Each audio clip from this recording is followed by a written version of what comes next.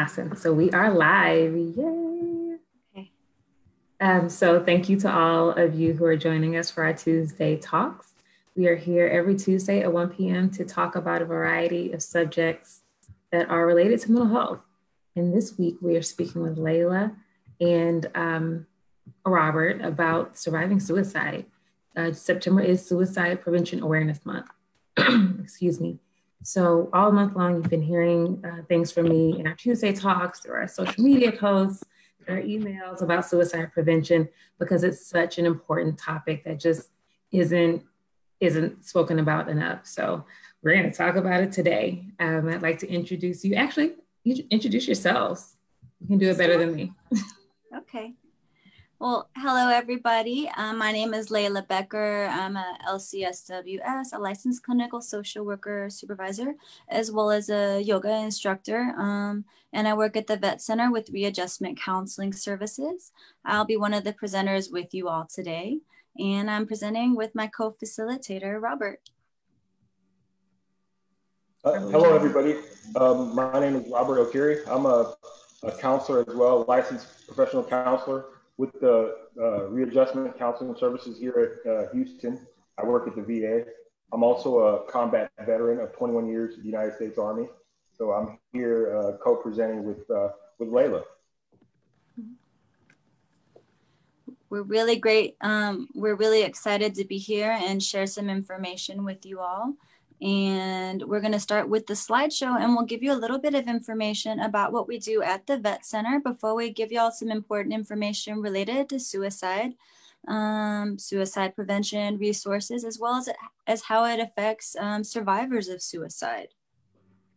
That's the important part that I think I am personally really looking forward to, because it's a part of what NAMI does. We do free support groups and educational programs for people living with mental illness, but also for their families and loved ones. So that care is an important part of who NAMI has always been, because NAMI wasn't actually founded by people who were living with mental illness. It was founded by their families, their loved ones who wanted to know what to do to protect them, and also to protect themselves and their own mental health. So please, if you have a question, submit it in the chat box. If you're on Facebook, submit your questions there. I'll be going back and forth between the two, so please excuse me if I miss something. And we'll take most of the questions at the end. Awesome. So we'll start the slides. Currently at the Vet Center, and there's multiple vet centers throughout the country. We're located off of North Post Oak, and we are connected with the VA hospital, but what's really great is not all veterans want to access services directly through the VA. And so they feel more comfortable sometimes accessing services at our vet centers. And we provide support for veterans, their family members, significant others, or anybody else that has been impacted by the impact of mental health on veterans, because it affects, everything in the dynamics, the relationships. As you were describing, Jessica, with mental health, it doesn't just happen in a vacuum. I love the way you put that. Yeah. And then Robert, if you want to talk about some of the specific services that we offer at the Vet Center, you can.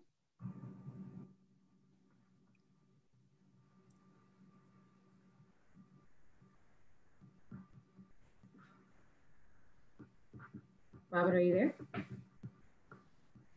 You may be muted. Oh, that's possible. Yeah, we provide several services as far as counseling goes with regards to veterans. Mm-hmm. And so we have groups, family therapy, marriage and family therapy, individual. We also provide readjustment counseling. Veterans who are, dealing with the readjustment challenges that they face as far as employment, connection to services, medical, disability claims. We connected them to those services as well. Another unique thing about the vet centers is we provide a more unconventional model when it comes to counseling, in the sense that we could do groups at, say, IHOP. We could go watch a movie, so it takes out some of the stigmas that are associated with counseling. I love that word, stigma. It's really important, and it's something that really impacts people's openness to accessing services or even talking about suicide as we are today. That's a very good point. Okay. Let me go to the next slide.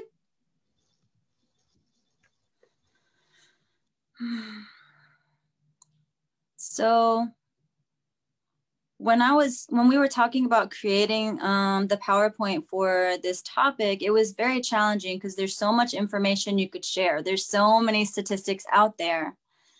And the reason that I selected this specific one is because it talks about how many people have serious thoughts about committing suicide, how many people that made suicide plans, as well as how many people actually attempted.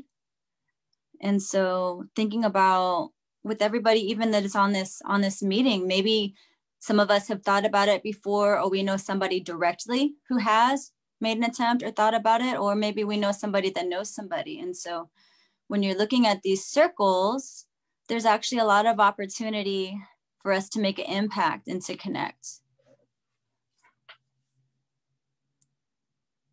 Yeah.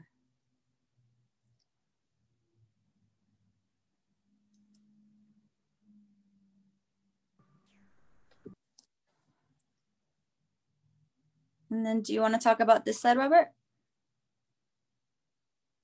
When we look at suicide, we oftentimes, it's multi-pronged in the sense that there's risk factors as well as protective factors. But it's critically important to understand all of these dynamics. You know, previous suicide attempts, understanding that individuals who previously have attempted suicide may in some way or another, you know, have that cry, that may have been a cry for help. So understanding those historical dynamics that exist will be helpful in understanding the whole scope of, you know, suicide. Substance abuse, alcohol misuse. Sometimes it affects our judgment, our ability to make decisions, effective decisions, poor decisions. And substance abuse oftentimes plays a role in shaping the way we make these decisions. Another factor is mental health conditions. You know, pre-existing mental health conditions, sometimes they go undiagnosed. And these oftentimes lead to people not understanding that, you know, they could actually create a more toxic environment when it comes to mental health conditions, especially if you don't understand this individual has a mental health condition and they continue to exacerbate issues that they're already dealing with. But understanding the pre-existing mental conditions that exist is helpful. Access to means, you know, having, you know, things that are available. And this is some of my experience, because I worked in a prison setting for Texas Department of Criminal Justice as a mental health counselor. I also was in the military for 21 years. And oftentimes people with previous suicide attempts who have access to equipment or things that may actually lead them to committing suicide, or if it's readily available to them, it may make them more, you know, likely to utilize those tools. Next is impact from the suicide of a loved one. Oftentimes, somebody that's their close support system, or that they may confide in. You know that person or those persons may oftentimes shape the way they view things. I know working in an adolescent clinic, the kids that I was treating, I know one of them was connected to a suicide group on Facebook. You know what I'm saying? So oftentimes, you know, when you connect with other people who may oftentimes share this belief, this is a viable way of ending your life, and it may lead to them doing that as well. Isolation. It's critically important to allow them to share and communicate, to process, and this helps. You know, lack of access to mental health services. Oftentimes, depending on where people are in society, where they are financially, where they are socially, even just geographically, you know, lack of access to mental health conditions is a very big contributing factor. Loss as a whole, you know, trauma, discrimination, all these are factors. Access to behavioral health care, connections to a social support system, effective coping tools. And effective coping tools, when we talk about that, we're talking more so of prevention, developing those resiliency tools that will help people be more resilient in the face of these types of challenges. Personal meaning and purpose in life. Oftentimes, lack of these or lack thereof would be helpful in preventing some. Cultural beliefs that discourage suicide. Sometimes these are dynamics. And sometimes these are also dynamics that prevent people from getting access to care as well. That's true. That's a good point.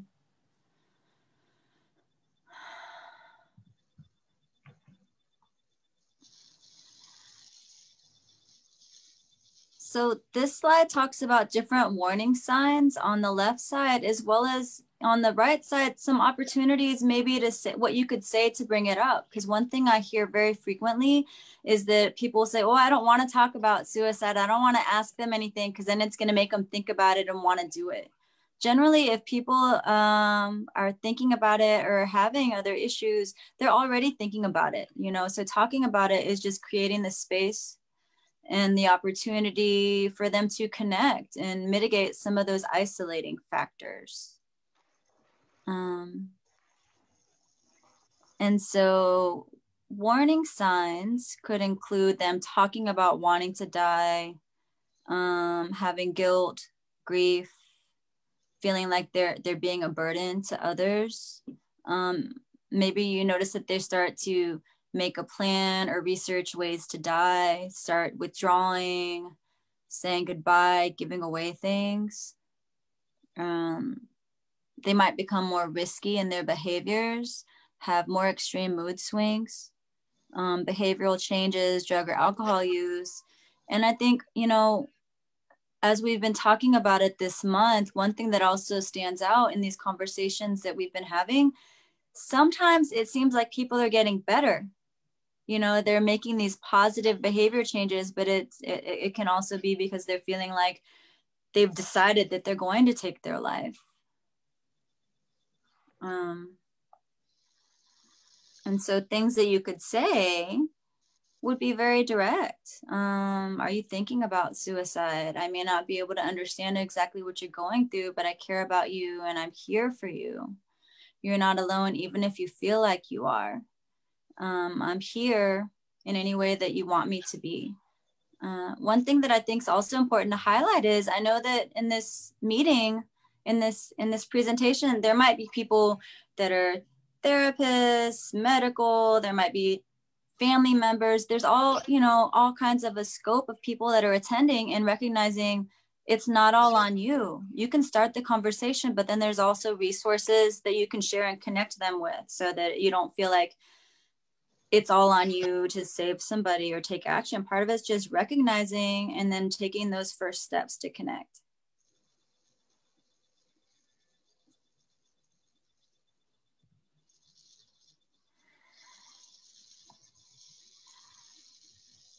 This is a list of different resources. There's so many resources out there. So it was hard to limit it, but a few of the ones that I really want to highlight are, depending on the area that you live in, the Harris Center for Mental Health is on there that has a crisis line where they can do assessments as well as recommend if you need to go to the hospital. We have our Vet Center's number right there for the toll-free number nationally, the Suicide Prevention Lifeline, and as well as the Montgomery County Mental Health Services. NAMI, as Jessica was talking about, has really awesome supportive services and education for family members of people that are impacted by mental health, as well as people with mental health. Remind used to be the Depression and Bipolar Alliance, but they have support groups in the community.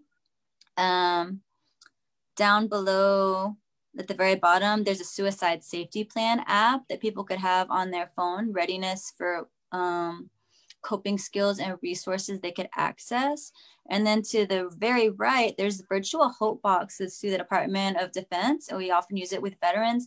And it has different tools for distracting, for practicing your breathing, and different coping skills.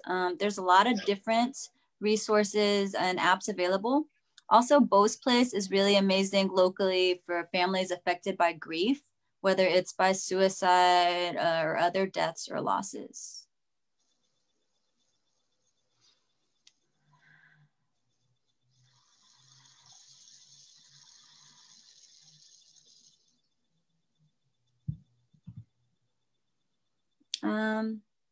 This next slide is about tying it all together. I know this is a survivors of suicide meeting, real people, real stories. So part of the reason that I'm here presenting is A, I think it's really important, but B, I am a survivor of suicide. So this is a photograph of my uncle, Ricky.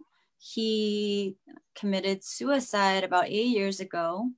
And what's so interesting about talking about this, both as a person and as a mental health provider, is we're doing a slideshow, right? About signs, warning signs, factors and whatnot. But in real life, it's not all clean and put together like that, you know? You may not recognize all these things are linked up. So I like to compare it also, like when we see a movie about somebody drowning, they're loud, they're making all these splashes and it's really big, but in real life, it's quite silent. And so recognizing that sometimes someone's not going to come out and say, hey, I'm thinking about killing myself. I feel worthless. I'm getting a gun. They're not going to say all these things in one conversation. Okay. And so personally for me and for my family, our uncle, he was very successful historically, and then he had losses. He took time off from his job and later had health issues. He had mental health issues, medication that affected his memory. It made it more difficult for him to go back to the same level of performance at work and to be able to get a job in that same level. And then having to shift your quality of life is a big thing. Yes, and we can definitely share the slideshows later. And so some of the stuff that he started doing, he was talking about some of his medical stuff, but he lived out kind of isolated from other family or friends. It was just he and his wife. His children would visit from time to time, although they were older. And he started selling things. And we thought, okay, he's selling things because of financial stuff, right? Well, he started selling things. He started giving things away. And, you know, I think like a lot of you guys who've experienced it, you experience some guilt, you know, what could I have done differently and looking at it, but we don't always recognize that. And it's not our fault, you know, we do the best that we can. And people that do attempt or successfully commit suicide, it's not because we're not enough. And it's not because they don't love us. It's because it's just very difficult for them, you know. What else? And so I just think it's really important to be able to talk about, because as Robert was sharing with signs of, you know, factors that can affect our mental health or suicide, if we're impacted, you know, by somebody or the loss of somebody, then it affects our mental health too. And we're all real people and it affects us in different ways. And so just knowing that we do our best, and sometimes by being able to share the message or talk about it, it can save other people. One thing I noticed when I was promoting this event, most of the people that I talked to either had somebody who had committed suicide or they knew somebody who knew somebody. And it's interesting because there's like this shame and this stigma related to it where people just don't talk about it. And then it makes it more heavy and isolating for us.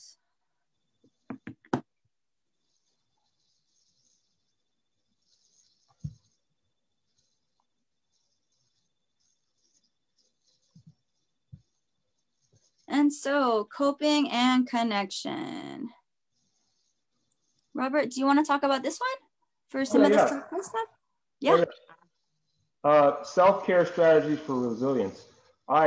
We're talking about earlier in the earlier slides about resiliency. It's critically important to develop a resiliency goal and tools. And some of these are your mind. First of all, have a daily routine. Set goals for each day. Make gratitude a list. Take breaks. So basically understanding yourself, understanding what you need to maintain your level of resilience.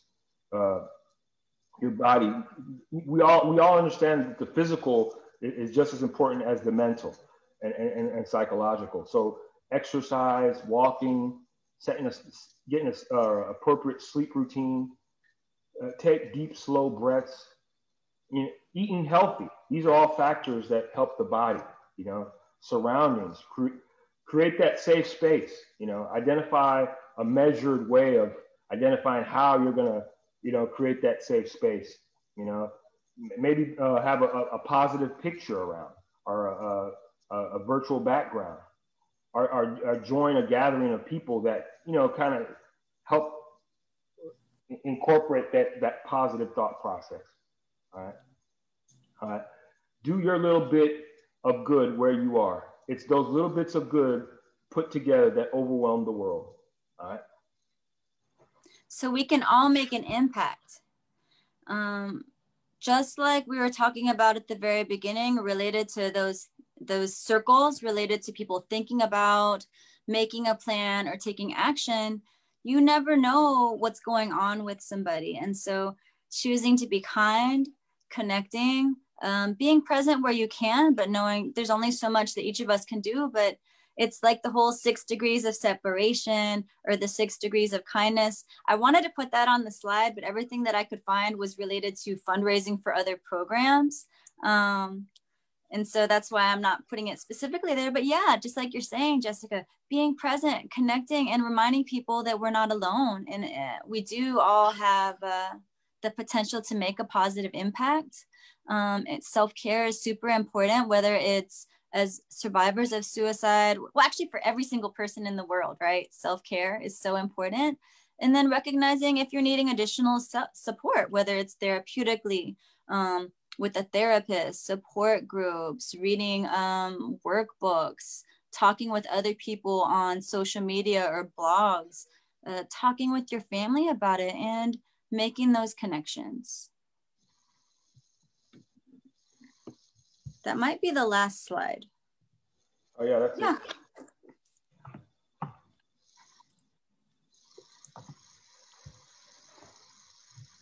And so now we have space to open up for questions. I just want y'all to know I found so many different resources. I'm really, really a nerd when it comes to information, but I didn't want to overwhelm or scare you guys. I wanted this topic to be engaging and interactive with everybody and not just us talking at y'all. So please, anything that's come up related to questions, related to stories that you want to share. So actually we have a question on Facebook. Okay. This is a tough one, so please defer if you don't know the answer. But Veronica would like to know, she says her 29-year-old son believes suicide is the only way out from his delusion happening of capture and torture. He's refused any other help or further process or medications. And she's at a loss on how to continue to get help for him. Do you have any suggestions? That is really, really tough. I think the hard part is that we might be on the outside and see that somebody really is needing support, and they may not necessarily want that support. I don't know where Veronica is located, but depending on where you live, if you're willing to follow through on it, I believe you can take steps to have them committed involuntarily in the hospital for medication if you wanted to. That could be an option if that was something that you were open to. Other than that, it's important, depending on the living situation, sometimes it's just really about monitoring. There's different levels of suicide severity. Somebody might think about it all the time, but if they don't have the access to the means and you're with them, then to a degree, if that's something you're able to do, that could be an option with the monitoring. But it's difficult because therapy would really be beneficial in that case, as well as possible medication, depending on the situation. I think that's a great response.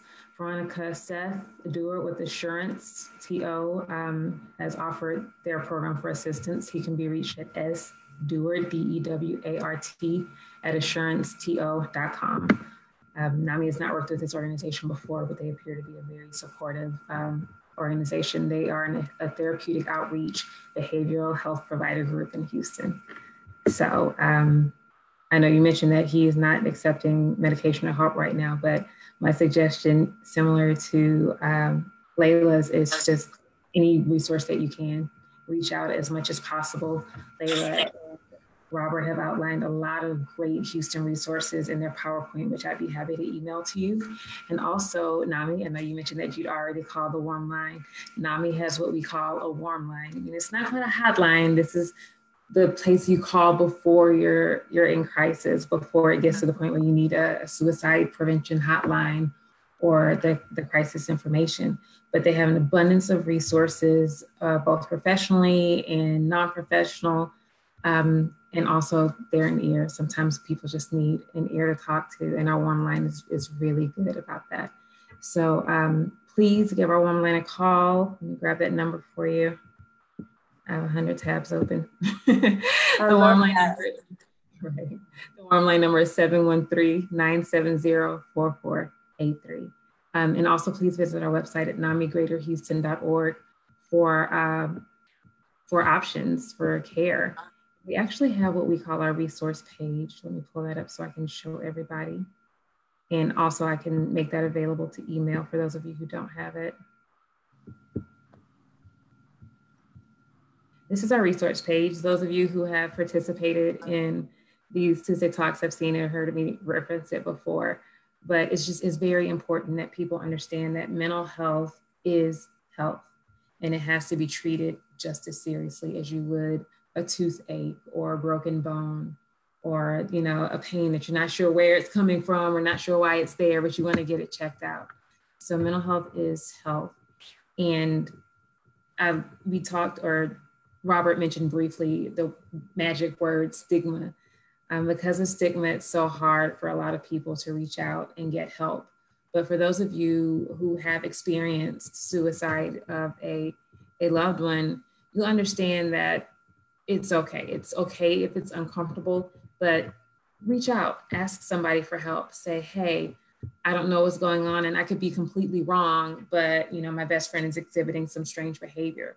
And you could be completely wrong, or you could be completely right, and initiate a conversation that may save someone's life. So, and also I wanted to speak on comment that that was made earlier, but in trying to reduce that stigma, we've actually started to change the language around suicide. You'll no longer hear most professionals say committing suicide because of the connotation of the word commit, right? The way you feel when you hear or say that word. It's so negative. It's so extreme. And while suicide is extreme and it is dark, we don't want survivors to be left with, you know, committing suicide as if their loved one had done a crime.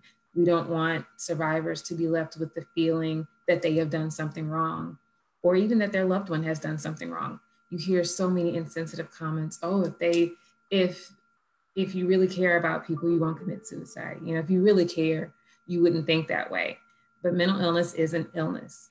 And those who think that way need help, not criticizing, right? They need help. They may need medication. They may need treatment. They may need a facility. So it's really important that we take all of that into consideration when we use language. I've got several questions in Facebook for you guys. So Tracy would like to ask, she may have put it in the meeting as well. I think she's in both places. She wants to know, what is your advice and suggestions on mental health professionals in the field who are empaths and feel sometimes the heaviness of their world is a lot to deal with, and sometimes there is a stigma on being a clinician? Wow, Tracy, that is an amazing question. I'm so glad you brought that up. Layla and Robert, I'll start with you guys, but I'd also like to have a little input as well. Absolutely. Okay. Well, I definitely have stuff to share, but Robert, because I've been talking for so much, would you like to share what you do? Oh, absolutely. I think it's critically important to process, you know, as a clinician, your challenges with other people who are with you, you know, who are therapists as well. You know, and this is critically important. You know, consultation, you know, it can also be a process group. You know, you're processing the emotions that are attached to, you know, every session that you're involved with. You know, so relating that to other professionals is critically important. Also, finding your safe space. You know, at the end of the day, it's a marathon. It's not a sprint. You know, being a provider. So in that sense, we always have to develop these coping tools for each individual challenge that we are faced with. You know, each patient that walks in the door is different. Each challenge that you're faced with each patient is going to be different. So developing those critical thinking skills and tools to leverage each individual session and managing yourself, you know, finding out, okay, you know, it's like I was saying, it's like a sprint. If you run a marathon, you know, what you're going to need to recover from that marathon may be different from what you're going to need to recover from a walk.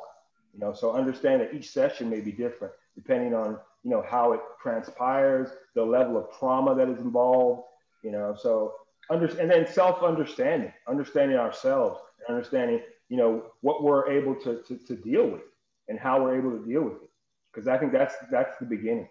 Self-reflection, self-understanding, you know, and a lot of times that comes through processing with other people, because sometimes other people are better able to understand who we are from their perspective. And from there, we balance that and have a greater understanding of ourselves and what we need. That's all I got. Okay. Thank you. Those are all really good recommendations. And I know some of our stuff also overlaps related to self-care. Robert didn't mention this, but I know he and I both run. He runs much faster than me, so mine's more like a jog, walk, but doing different things for ourselves related to self-care. So for instance, today, I knew it was going to be, you know, pretty intense and vulnerable. So I made sure I made time to meditate this morning through a guided meditation. I like to use Insight Timer as an app, and there's a lot of other really cool ones. I became a yoga instructor, and I'm in the process of becoming a trauma-informed certified yoga instructor because I do see mental health benefits with that. And so in the program that I'm doing, it requires yoga, meditation, self-reflection, regulation tools. I also feel like as a therapist or a mental health provider, walk the walk. So get therapy yourself too. You know, I think it could be really helpful to have our own therapist.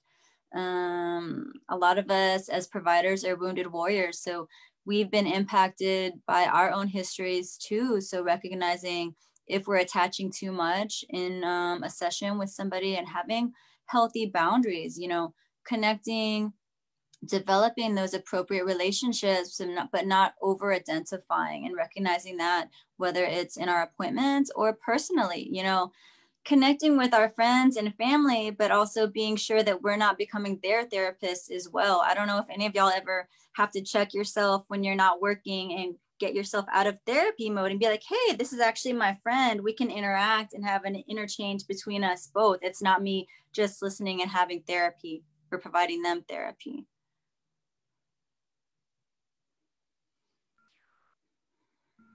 Sorry, I was stuck on mute. I co-sign everything that you guys just said. And I am not a caregiver or a clinician of mental health, but working with NAMI in this field, I've definitely come across a lot of clinicians, and I've also come across a lot of people who are seeking help. And the first thing I would say is get help, just as you would suggest the next person to get help. So just like doctors need doctors, right? You need someone to listen to you and to care for you and to help take some of that weight off. We have another question in the Zoom chat. Valerie's asking if you have any suggestions for families who have members who have self-injured or cut themselves. Often these people don't always want to die or have suicidal ideations necessarily. So what is the best way for families to help them and to understand the differences while also being very careful and monitoring them for suicide indicators? That's a great question, Valerie. It is a really good question. And I think it is really important to recognize that there are differences between a suicidal gesture as well as self-injury. This is another area where counseling can be really helpful. I know dialectical behavioral therapy is frequently an evidence-based tool that they use with self-harming. Even though we didn't speak to this directly related to safety earlier, creating distance between those objects, right? So if you know that they might tend to self-harm with certain things, checking the environment and being aware of those things supporting them when you're noticing that they are becoming more withdrawn or seem upset, and seeing if you're able to talk about that, if you're comfortable, you know, hey, I noticed that you're feeling really upset. Can we just hang out together? You know, it's a balance depending on their age. I don't know if you have adolescents, a lot of our adolescents don't necessarily always want the parents around them all the time, but finding a way to keep the environment safe. And then again, seeking out the help and the assistance so that it's not just on you.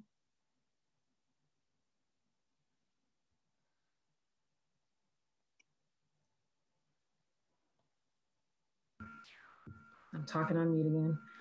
Robert, did you have anything to add?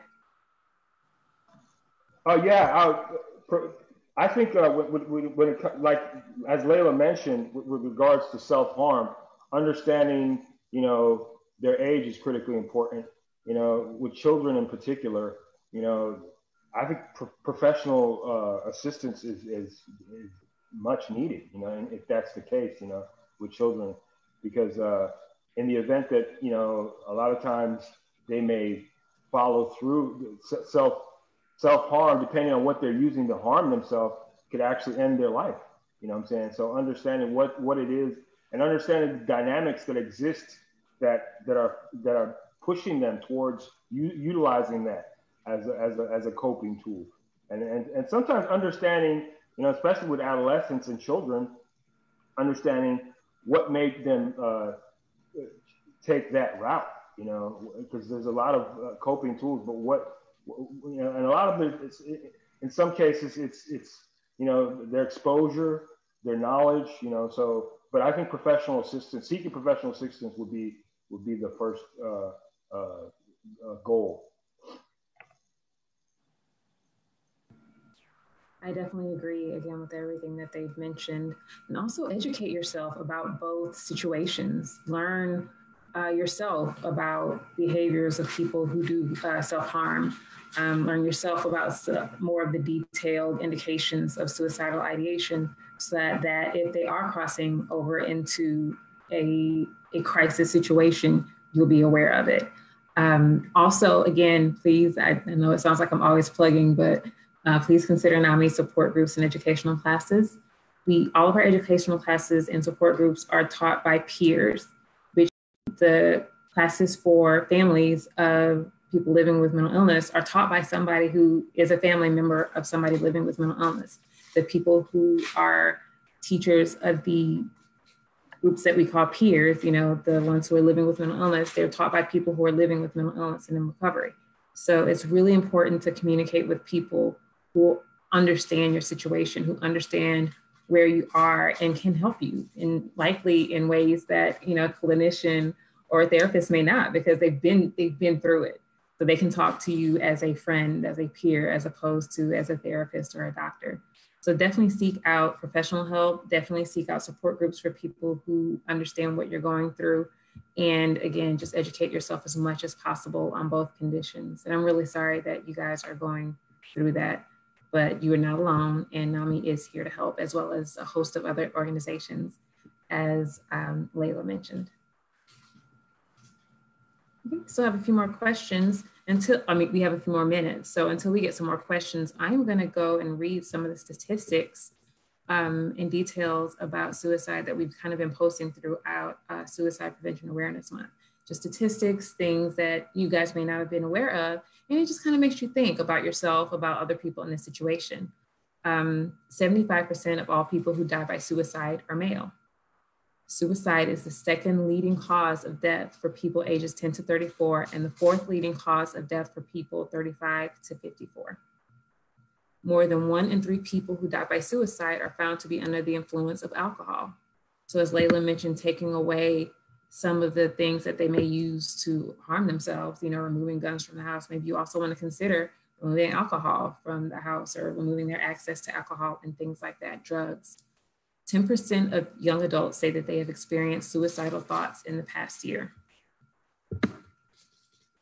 17% of high school students say that seriously considered attempting suicide in the past year. 46% of people who die by suicide had a diagnosed mental health condition. 46%, so that means more than half did not, which again, just kind of makes you think.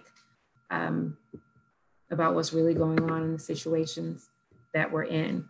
So definitely to know the warning signs of suicide and learn more, you can go to NAMI.org/suicide prevention, and they have more tips and resources available to offer there. Let me check the chats and see if anybody has any more questions. I also like to hear from some of you guys. Like I said, this is about survivors of suicide. And as Layla mentioned, it's about real stories. It's about real connections. These are the things that will help you connect to other people to get them to understand where you are and to help you feel better in your loss. So if you are available, either via Zoom or if you want to type in Facebook, I'd love to hear a brief story about your experiences in surviving suicide. I could speak. Can you hear me? Yes, we can. Layla and the other speakers. I'm coming on a little late. I'm calling from Methodist Psychiatry. Diana. Hey, I've been therapist for many years in another facility I was at. I remember sometimes, you know, people when they're in that moment and luckily they're in treatment. One of the things and the factors when they are talking about what it is that's their motivator for change or their motivation to seek help or to look at alternatives to suicide. I remember one time it was very intense session of someone that survived and did make an attempt, and it was a therapeutic approach or technique that we use of saying who would have missed you. And one of the things was she had a little daughter, you know, that would have survived her own suicide. And so it was one of those really, as an early therapist, this was years and years ago, I remember being brought up about sometimes when that depression is so dark and you're in that place, I don't think about anybody else who might be affected. And so I've worked with compassionate friends before over the years about, you know, those that who would miss you in their day-to-day. So I just remember that was really powerful. For me, as an early therapist, 15 years, I don't know how many years ago, but every time there's a suicide talk, I always try to remember her particular change, hopefully for the better, for her long-term, for her whole family. When she didn't realize in that depression that hey, my daughter would have missed me, you know. So I just wanted to share that as something I remember.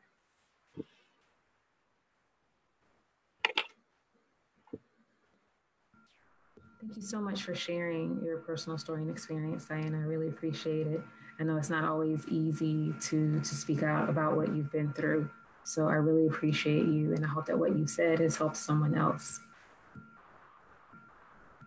So we do have another question on Facebook. It's a little lengthy, so let me make sure I can read it properly.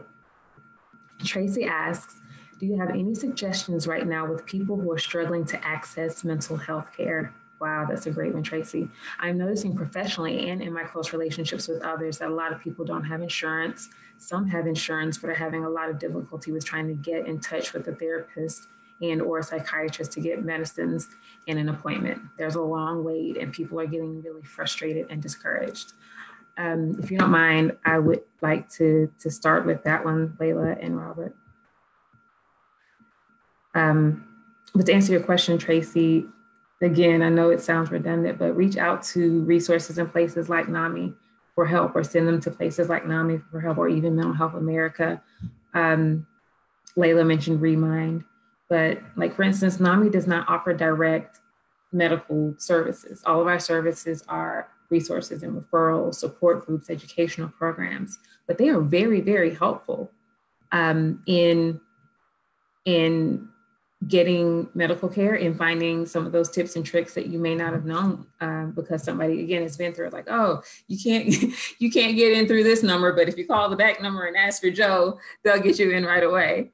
So there are a lot of things that the people who have been through it will be able to tell you that a lot of times professionals and resources just won't. So my first suggestion is just to reach out as many places as you can to find out different ways to access or get around healthcare issues. Do you have any suggestions, Layla and Robert?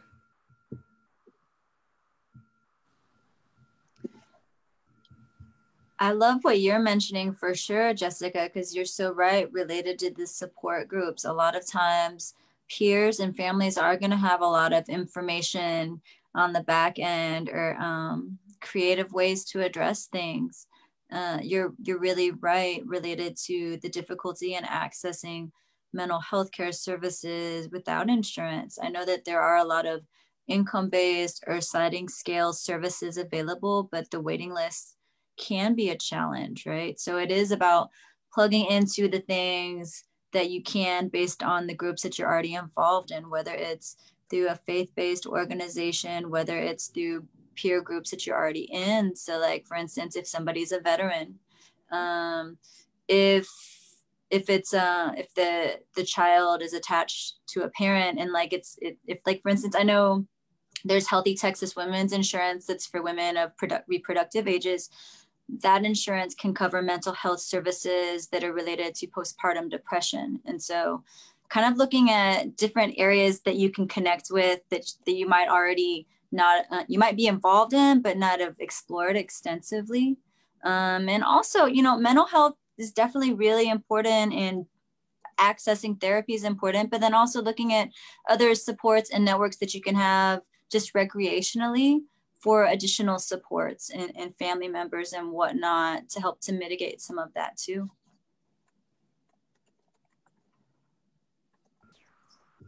That's great. Right. Just right. Spot on, Layla. I agree 100%. Let's see. We have some more Facebook comments and or questions. Jessica, I'm not sure if I heard the whole question, but my organization is there to work with Medicaid eligible families. So I can't say every single uninsured person, but if they're Medicaid eligible, that's something that's our clientele. Awesome. I did put the question in the comments. I saw that you requested me to repeat it. Thank you. So that we can help people get registered, enrolled with Medicaid. Great.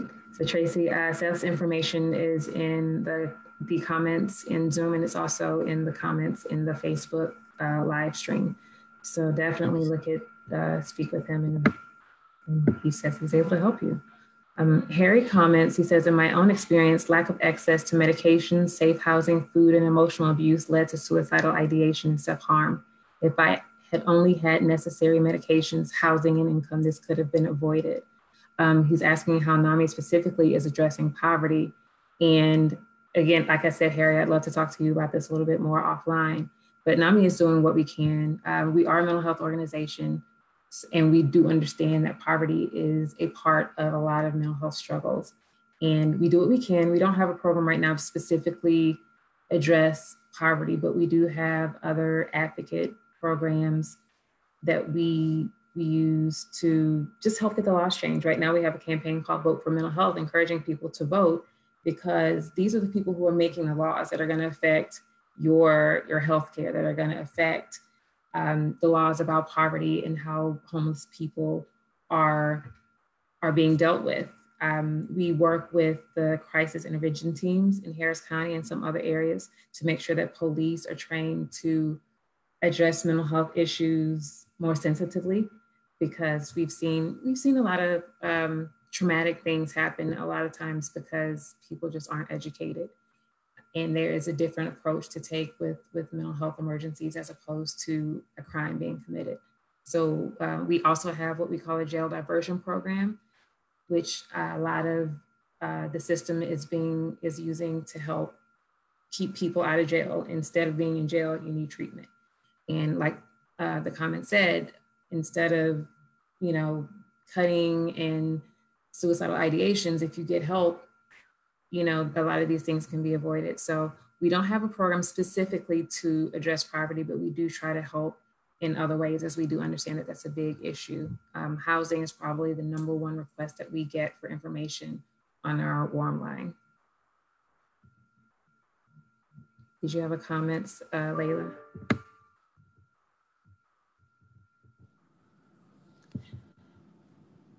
I think that in reaction to the comment, you're right. It's really difficult to focus on mental health needs if your basic needs are not being met. And that's at the core, right? How do you, if you think about Maslow's hierarchy of needs, even if mental health is right here, if you're not sure where you're going to sleep or about food insecurity, it's really difficult to juggle all of those things. And although NAMI and the Vet Center and different organizations cannot be everything to each concern, we are a community, and there are a lot of available resources, some of them with longer waiting lists than others, but I know United Way's information line 211 has a lot of different information. There's, for instance, with veterans, there's a VASH program for supportive housing. And there's a lot of different things that we can access to try to connect with those things. So what I want to say to you is thank you so much for showing up and bringing this to the forefront and asking these questions and participating and getting it out and connecting, because it's really important to, sometimes it's about talking to the right person, knowing the right question. And so continuing to ask until you're getting what you need. Exactly. Exactly. Robert, did you have a comment? Absolutely. The resources that are out there, especially with technology has changed the dynamics with which we get information.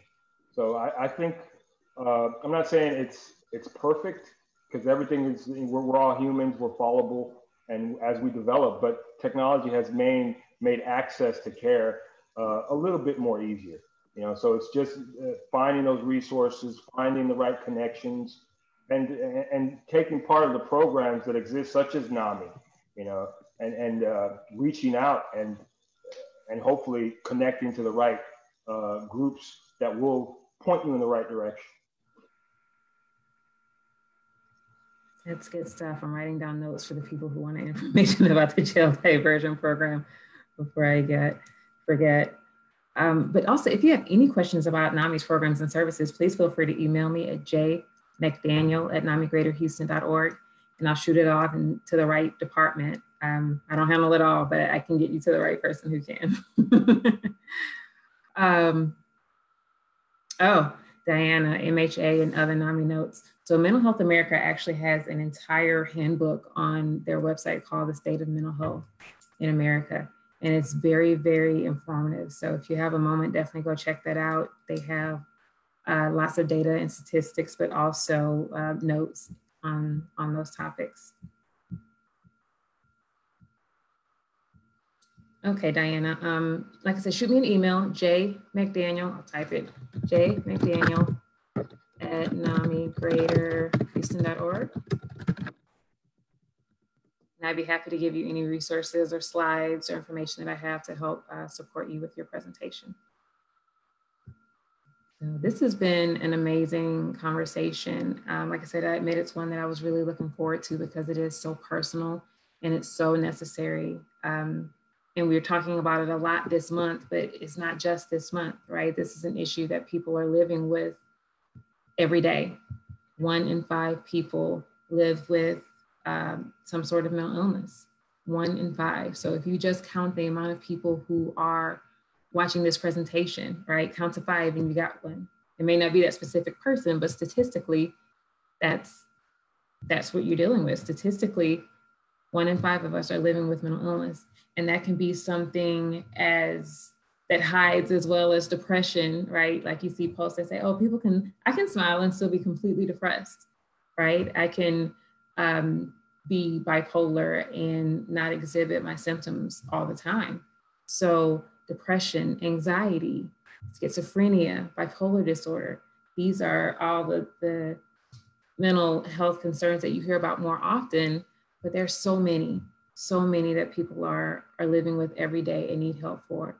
And a lot of these can drive you to suicidal ideations. So it's important to be kind to everyone. It's important to pay attention to your friends and loved ones, even the ones that are smiling all the time, to make sure that that everything's okay. Just do a check-in. How are you feeling? Make it casual, have a conversation.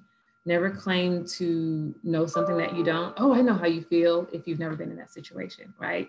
Say, I'm trying to understand how you feel. Thank you for coming to me with this. How can I help? Those are great questions to just start a conversation with a friend or loved one. And if you feel like you're in over your head And you will, because we all are, right? None of us are really equipped to handle these kind of things, but the people who have received training, the professionals are more equipped than we are to handle it. So, you know, hey, would you feel comfortable if I spoke to a therapist about you? Would you feel comfortable coming to me with me to this support group? Would you feel comfortable if I walk in with you to this treatment facility to see how we can get you some help? So definitely check in with your friends, with your loved ones, with strangers, with your caregivers, with clinician people, clinicians. There we go. I was struggling with that one for a second. But so I've enjoyed our conversation. Please, please, please reach out to NAMI, to the Vet Center, if you have any questions, if you need help or resources. Layla and Robert, you guys have been awesome. I'm so glad to have you here. I'm so glad we connected. I think that we're going to do wonderful things together. Thank you so much for involving and including us. I appreciate you, and I appreciate everybody that participated. Is it okay if I share 5 things really quick? Go for it. So I pulled this off of Psych Central, but I thought it would be really helpful just to share and end with 5 truths survivors of suicide loss need to know right now. It isn't your fault. Do not be ashamed. Your grief is complicated. Healing is possible. You still have life. And for all of us, you know, people that have contemplated it, survivors of suicide, just regular people, you're not alone. We're in this together, guys. So please reach out. Absolutely, you are not alone. That's the big campaign with NAMI National, just to make sure that everybody knows you're not in this by yourself. Barbara, did you have something to say before we end the meeting? Thank you for allowing us to provide input today, and thank for everybody that participated. And we all have to be collectively supportive in removing the stigma that's associated with suicide. Thank you. Thank you guys so much. So we will see you next week, same time, same place, Tuesday, 1 p.m. on Facebook Live and Zoom. We'll be talking about all kinds of things related to mental health. So I'll see you next week. Definitely, I have all of your email addresses, the ones who've registered by Zoom, so I can send you the recording and any other information. But if you would like some information from Facebook, please shoot me your email address into our messenger, and I'll be sure to send you the information. So I will see you guys next week. Thank you so much again, Layla and Robert and everybody who joined us. Oh, and Diana for sharing your story. Thank you. Y'all take care. Bye-bye, you guys. Bye.